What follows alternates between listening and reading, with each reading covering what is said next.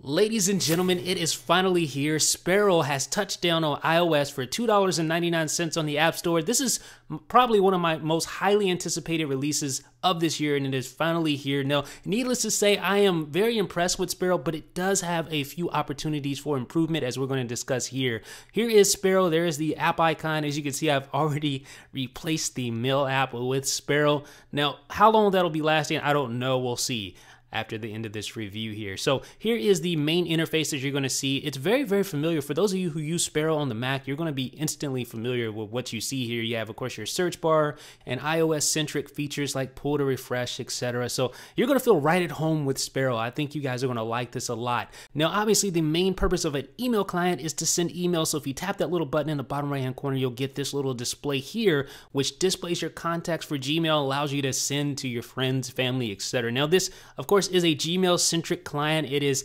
IMAP only. It doesn't have POP3 support or anything like that, so just keep that in mind. You can do blind carbon copies, you can do carbon copies, all with just a tap like that, or just send it normally. Just tap the name. Tap Sebastian's name right there. Tap next. Well, if I can register my tap there, tap next, and there you go, folks. So you can type in a subject, so I'll type in what's up, and then how about, I don't know, testing Sparrow. How does that sound?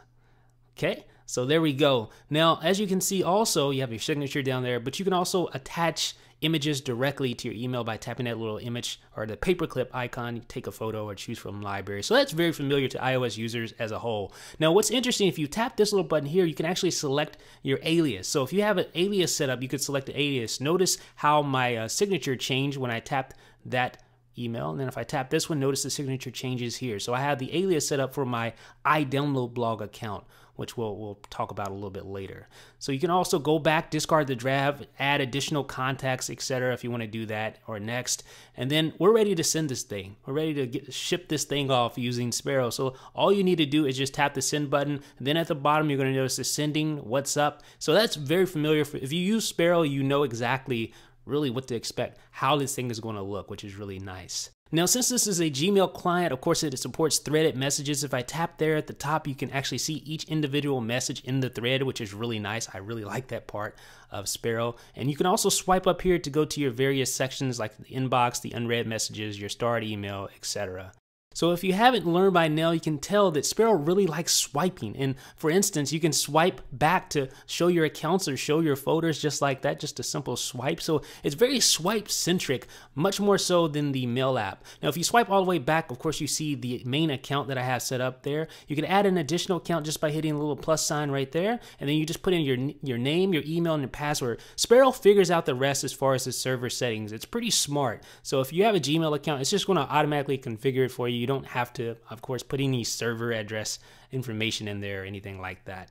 So I'm just going to type my password in here, and then once I'm completed, just tap save, and that'll save. If I could tap it, my tapping's off today.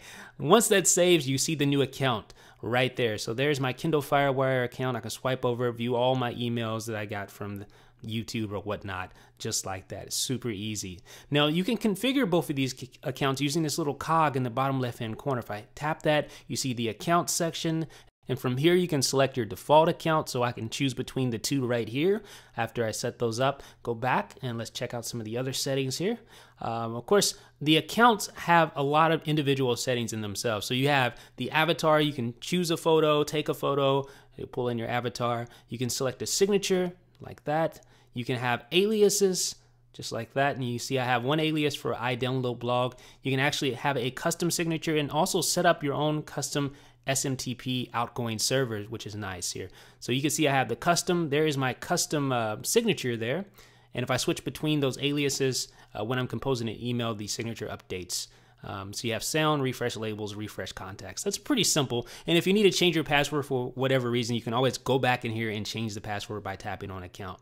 Now let's look at some of the appearance settings. Of course, you have the show, how many messages you want to display, the preview. I don't really like message preview. I have it set to nothing, but you can have up to 5 lines of your message previewed in your mail timeline. You can have show avatars. You can show avatars that it pulls in. Of course, it has priority inbox support, it being a native Gmail client. Then you have some advanced feature, always reply all, archive, and label, which will automatically move things that you add to folders. Then you have this panel button, which is nice. You can have it go to folders or go to accounts. And let me show you what I mean by that.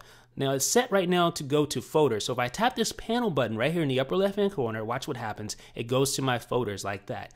But if I go back, I change that to go to account. Let's see right here, go to accounts and go back out. And let's find that panel button. There it is. And I tap that. It goes all the way back out to my accounts. I can always swipe over to go back to the folders. Now, all that being said, I love Sparrow, but it has some problems. It has some issues. Of course, it doesn't have push support. That's one of the main issues. I guess that's the biggest issue.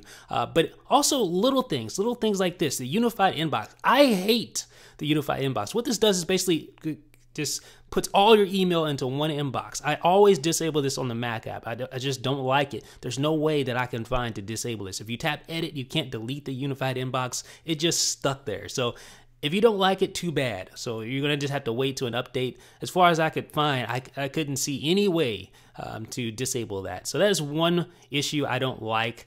The unified inbox. I always hated that. I always disable it on the Mac app, but that's just me. That's one problem that I have personally with this thing. Now, another problem, if you actually open an email, now watch this. You open an email, I'm in the email, I'm browsing it, and I decide, well, you know what? I want to just go ahead and move this to a folder. There's no option to move it to a folder. There's archive option, but there's no option to move it directly to a specific folder. If you want to do that, you actually have to go back to your main email timeline, look at the subject line, swipe on the subject line, and tag this specific message that you want to move to a folder, just like this. I'm going to show you right now. Find the message, swipe like that, and then you can actually tap that little tag button, and only then can you move it to a folder, which is really annoying. You can't move it to a folder from within the email, which makes no sense to me. I just don't get that.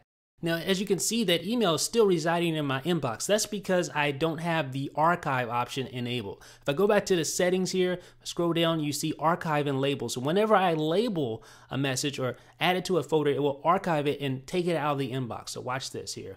I'm going to just go ahead and retag that right there.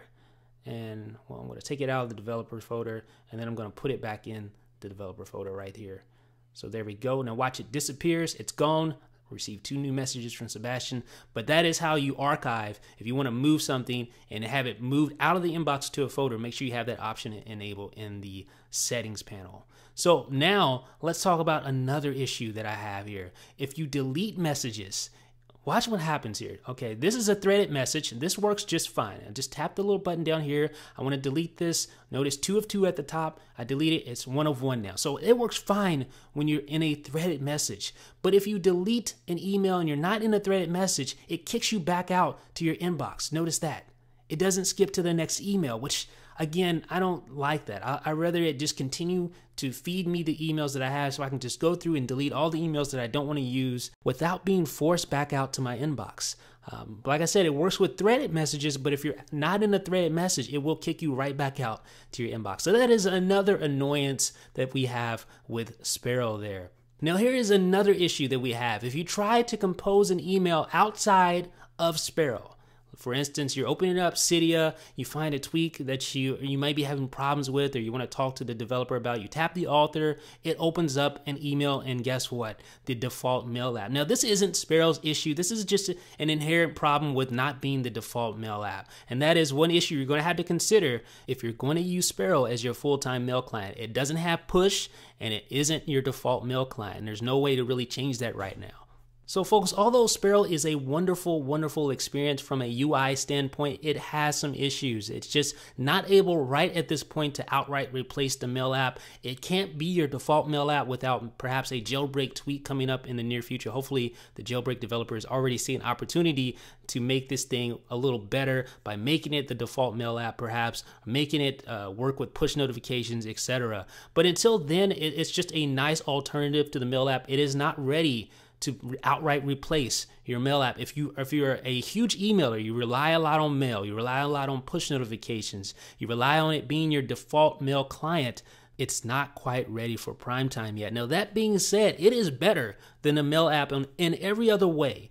If it had push notifications and it could be your default client, it would be hands down better than the default mail app. The default mail app is terrible from a user interface standpoint, from a user experience standpoint, in my opinion. Sparrow is leaps and bounds above the default mail client, but the fact of the matter is that those baked in features like push notifications and being the default mail app really makes it hard for me to justify recommending Sparrow as a full-time mail client.